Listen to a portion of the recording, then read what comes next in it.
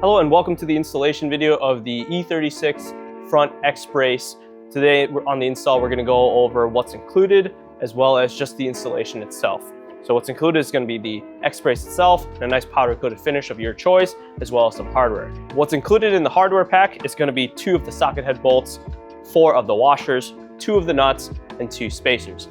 That pretty much sums it up for what's included onto the X-brace. We're gonna go ahead and install this on the vehicle itself. So the first thing that we're gonna do is we're gonna go ahead and remove the factory X-brace. If your E36 came with it, we went ahead and already removed that. And next you're gonna go ahead and remove these bolts right here underneath the lollipops for the front lower control arms as well.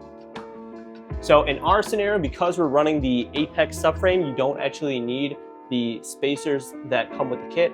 If you are planning to run the factory subframe, you will need these spacers. But because he's running our Apex subframe, we can go ahead and remove the spacers and mount it directly to the crossmember. All right, so now we're gonna go ahead and install this. We went ahead and removed the bolts that go back here.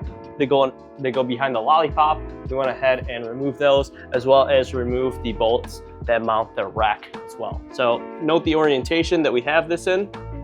We're gonna go ahead and hand tight bolts back here. Once you get the X-brace installed, you're gonna go ahead and torque the back bolts to the factory spec and the socket head bolts that Apex provides to 25 to 30 foot-pounds. If you have any other questions or concerns, be sure to give us a call or shoot us an email.